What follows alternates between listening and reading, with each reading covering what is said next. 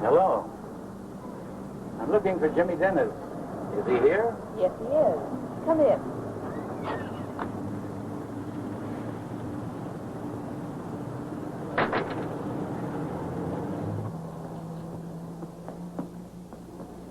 May I tell Jimmy who's calling?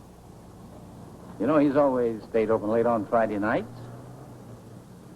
What's the idea of him locking the door at 7 tonight? Well, I talked him into it. Such a lovely summer evening, I thought we might take a drive before it got too dark. Yeah. Now, may I tell Jimmy who's calling? Sure. My name's Gansey. He knows me. Well, you make yourself at home, Mr. Gansey. Jimmy will be right in. Sure.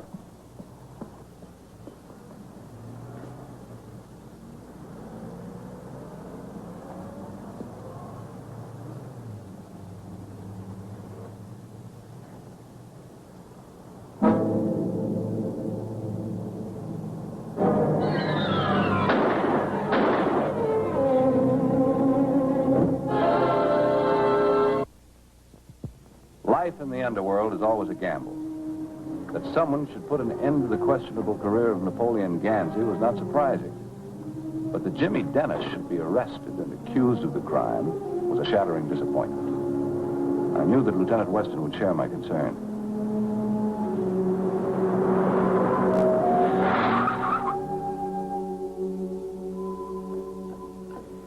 You and I put in considerable time and effort helping Jimmy Dennis and Happy Masters become responsible citizens. We went to the parole board, got them both jobs in the hope they'd make it. We guess wrong. I know, Herb. This business took the wind out of my sails, too. What's the whole story? Well, I didn't make the arrest, but I checked on the evidence, and it's all bad. Gansey was murdered in Jimmy's shop while Jimmy was supposedly down at the South Pole measuring the ice cap. Yeah. Just exactly how much of that is exaggeration, huh? Well, believe me, his alibi wasn't much better, Herb. Jimmy claims he was making a delivery to a house that wasn't there, to a little man who didn't live there. No witnesses. I can't believe that. I just can't believe that Jimmy would let us and himself down. Herb, he might have had provocation. I know any number of people who'd love to have taken a shot at Gansey. I can't accept that. Let's have a talk with him. Okay, that I can arrange for you. Yeah, I worked with Gansey in the old days. He was a cheap crook with expensive ideas. We helped you before, Jimmy, and if you're innocent, we'll help you again. Well, we've got to have the story straight, Jimmy. Yeah, sure. Well, Gansey dropped into my store 4 weeks ago Friday night. Said he'd moved into town to take over the rackets. Wanted me to join up. What'd you say? I told him to get lost. Then what? Well, he dropped around every Friday night at 7 o'clock. You know, putting on the pressure.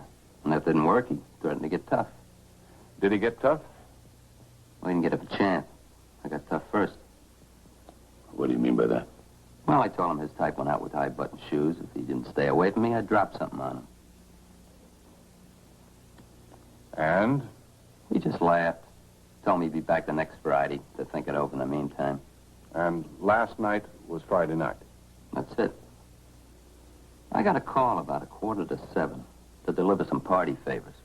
So I shut up the shop and took off. Anyway, when I get to the address, it's a vacant lot. So I come back to the shop. When I get back here, the door's locked. But when I get inside, there's Gansey dead. So I call the cops, that's that. The voice that called you on the phone, was it a man or a woman? Woman? Okay, Jimmy. We'll see what we can work out. Yeah, Jimmy, stick around. Where would I go? In my opinion, the contract in question is not equitable. There must be drastic concessions on the part of... On the part of? Casey, did you ever hear of a perfect frame-up? Well, one time or another, almost every married man has declared he was framed. Thanks for the warning. Oh, you'll be a candidate yourself someday. Not if I can help it. You can't. That's why they call it a frame-up. Casey, how many times do I have to tell you that I am a happily unmarried man? I know, but I'm working on it. And I'll get you subpoenaed by some girl yet. Thanks a lot. Now, can we go back to our original subject? Please do. Ever since I've been able to tell the difference between a plaintiff and a defendant, I've been able to sense a frame-up from here to Timbuktu and back by way of the Gulf Stream. So? So I know Jimmy Dennis was framed. I know it as well as I know my own name, but I can't prove it. For 2 weeks now, I've been trying to get a lead in this case. How about Jimmy and Gansey's former associates? Well, that's a good point, Casey. Gansey could have been pressuring a lot of people. Jimmy was the fall guy. But the police have checked every angle. Yes? Just a minute. Mr. Happy Masters to see you? Happy Masters? Send him in. Send Mr. Masters in, please. Happy is Jimmy's best friend. I've been trying to find him. Everybody relax. Little old Happy Masters has just entered the room. He closed the door, then he stepped over across the floor to a large desk where a man is seated. He spoke to the man, and he said, I remember you. A lot of people have had the pleasure of putting me in jail. But I know you are the only man I know that ever helped me to get out. Don't keep little Red Riding Hood waiting, Grandma. I got important business with the gentleman who works here. It's all right, Casey. He won't bite. He certainly barks. She adores me. Maybe love has crept into my life at last. Glad to see you, Happy. Sit down. Mr. Morris, you know about Jimmy. Yeah, why? I think he was framed. What makes you think so? I haven't got the whole story, but I can give you part of the first chapter. I'm listening. Well, when you and Lieutenant Weston gave us a boost in the right direction, Jimmy and me swore on every page of the Bible would never kick the door down again. Well, that's fine, but it'll never hold up in court. Then, on the night of the murder, I'm on my way to Jimmy. It's a nice night, and I'm enjoying the walk. That won't hold up in court either. Well, how about this?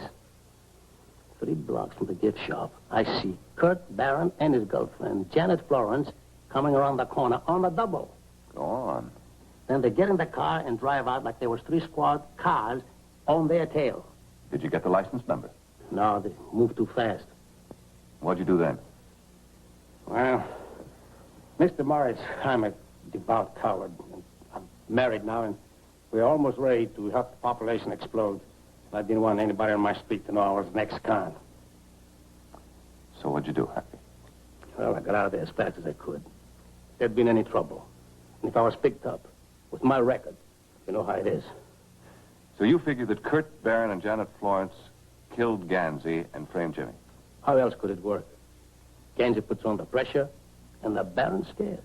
But Barron's been operating within the law lately. Why should he scare? Maybe Gansey remembers something he shouldn't. Mr. Morris, I bet my life against a broken shoelace that Jimmy wouldn't go back on his word to you and Lieutenant Weston. You willing to go to Lieutenant Weston with this story? If you say so, you bet. Happy, I've got some checking up to do. I won't call on you unless I have to. Thank you, Mr. Morris. I'll sleep a lot better tonight. Thank you, Happy.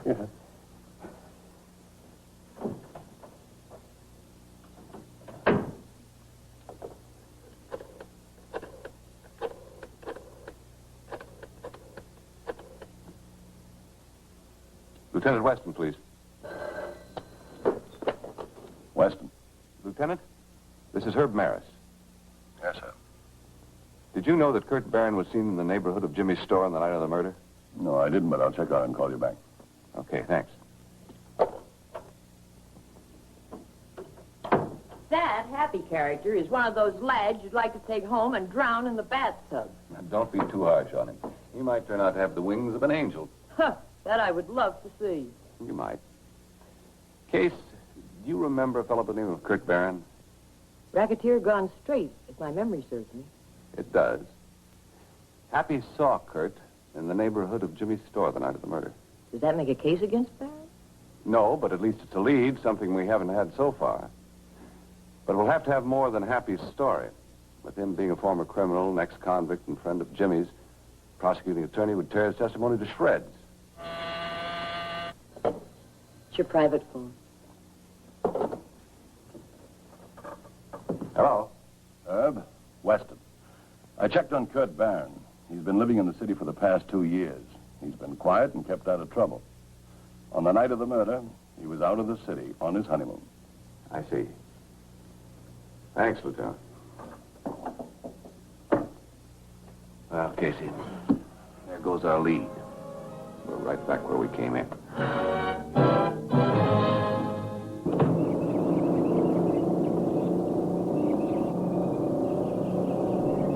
Hello? Over here.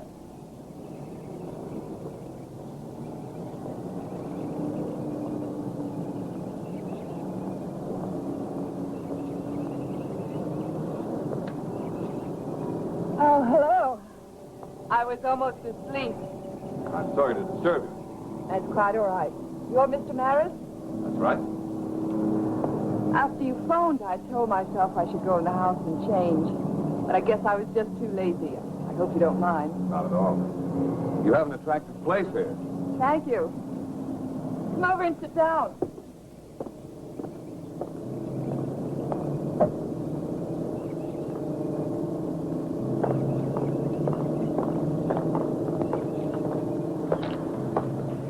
Oh, not over there.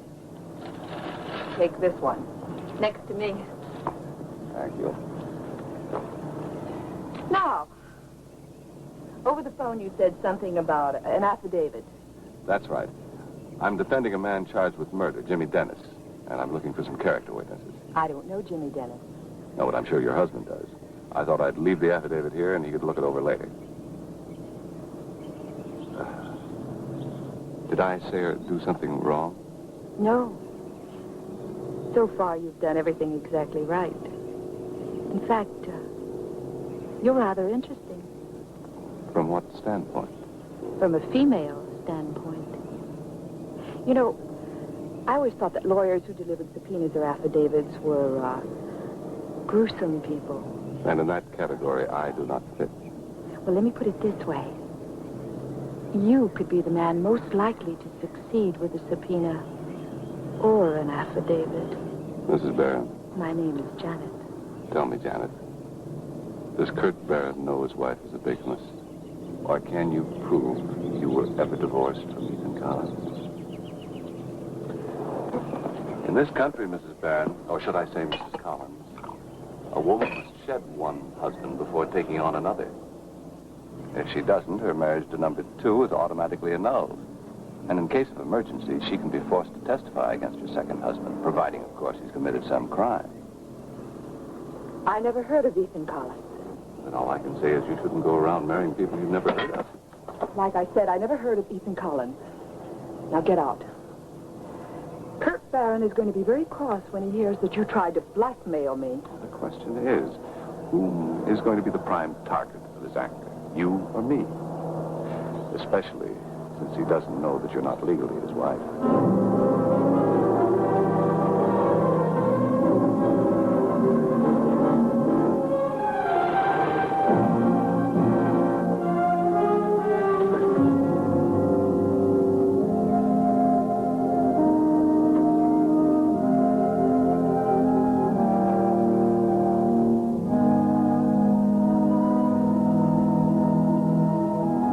Are you waiting for someone? Oh, frighten the daylights out of me. I'm sorry, but you're parked in my driveway, and I'm curious, that's all. Are you so curious that you have to sneak up on people? Well, I didn't sneak up on you. I just want to know why you're parked in my driveway. Listen, mister, if you were me, you'd be parked in your driveway, too. It's all the fault of those transmission people. Just like everything else these days, all they want is your money, and they don't care whether they give you anything for it or not. Yes, but, Just last week, 7 days ago, we had a new transmission put in this car, and we paid a pretty price for it, too. And suddenly, coming down the street, it starts to sound like Vesuvius on the rampage. Did you ever have any trouble with your transmission? If you did, you can sympathize with us. Us? With my husband and me. When we heard that noise, he said, now we'll just pull right over there to that curb. And I will go phone that company and tell them to come and get this car and fix it right. And they're going to, too. And if they don't, we'll sue, and we will sue. Did you say I was parked in your driveway? Yes, you are. Oh, well, then maybe you'll let me use your telephone. If I call that company, I'll give them a piece of my mind, and I'll find out where my husband is, and whether he had to take a cab or go to a phone booth, or whether he had to walk, Yes, or what... madam. Come on and use the phone. You're terribly nice to do You're this. perfectly welcome. I'm telling you, we have had more trouble with that car. It's absolutely impossible to get in. They just will not do a thing about it. They're just awful. Someone saw you and Kurt Barron at the scene of the crime the night that Gansey was murdered. Barron swears you were both at a hotel in Framingham. And the employees of the hotel back him up. But that wouldn't have been hard to arrange. You could easily have slipped into town, taken care of Gansey, set it up, put the blame on Jimmy, and been back in your honeymoon cottage well before morning. My husband has been accused of many crimes, but he's never been behind bars for a full 24 hours. Now, does that mean anything to you? It means the police never had a really good witness against him before. They may have one now. It's terribly nice of you to let me use your phone. You know, my husband's gone for hours. I don't know Quite where... all right. There it is. Help yourself. Thank you. You know, my mother used to have an electric broom, and I swear it never gave us half as much trouble as this transmission. It's just horrible. I do hope he's there. Hello. I'd like to speak to Mr. Weston, please. It's very important. I hope he's there. They're ringing. Weston. Hello, Mr. Weston. This is Mrs. Casey. Mrs. Casey? And my husband is on his way over to your shop or to call you. And what he has to say won't be very pleasant. Is he there yet? The only Casey I know doesn't have a husband. You're so right. Well, we're in trouble again in front of, what's this address? 224 East Boulevard. 224 East Boulevard. And all I can say is that you better get over here just as soon as ever you can. And if you don't make that transmission good, we're going to stop payment on that check. And if we can't do that, we're going to sue. There, I guess I told him. Thank you very much, Sonny. They'll be over in a few minutes. You're quite welcome. Janet? Where are you, honey? Out here, dear, by the pool. That's Kurt. If I tell her what you're trying to do, you won't live 10 seconds. Well, that's the decision you're going to have to make.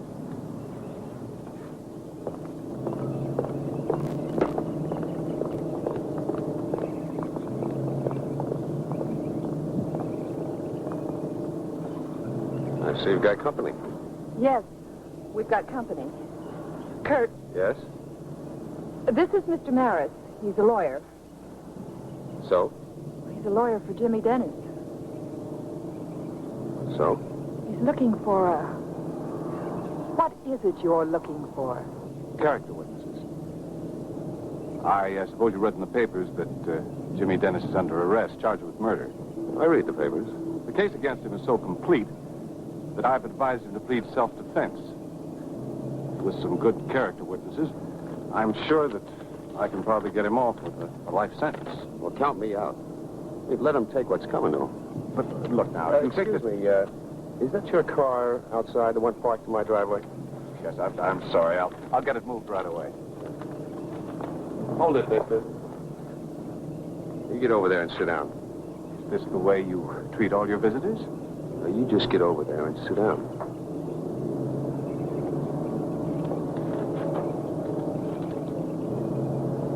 I want to know what's going on. There's a woman outside in the car. Said her husband was going to look for a telephone. Kurt, put away that gun. I want to know who this guy really is and what he's doing here. We haven't told you anything but the truth. I'm Dennis's attorney, and I'm trying to save him from the death penalty. Maybe by pinning it on somebody else. Is that it? Not a bad idea. Do you have anybody in mind? let me hear some words from you, mister. Real quick. I said real quick. Baron, drop the gun. I said drop the gun, fast. Okay, Constable, what gives? Barron is guilty of the murder of Napoleon Ganzi, and I have an eyewitness to the killing. Who's the witness? This young lady. And I'm sure she'll make it easier for herself by making a statement. Can't testify. She's my wife. She isn't your wife. She isn't divorced from her first husband, a Mr. Ethan Collins. Is that true, baby? Mrs. Collins just made a vital decision on the side of law and order. I think she'll stay with it and testify against Mr. Barron. Just goes to show you can't trust anybody, can you? Let's go. Huh? Thank you, Herb. Oh, good day, Mrs. Casey. Mrs. Casey, what's the matter with him? I don't know. How did he get here? Oh, you know the lieutenant. He always uses his ingenuity. Whose ingenuity?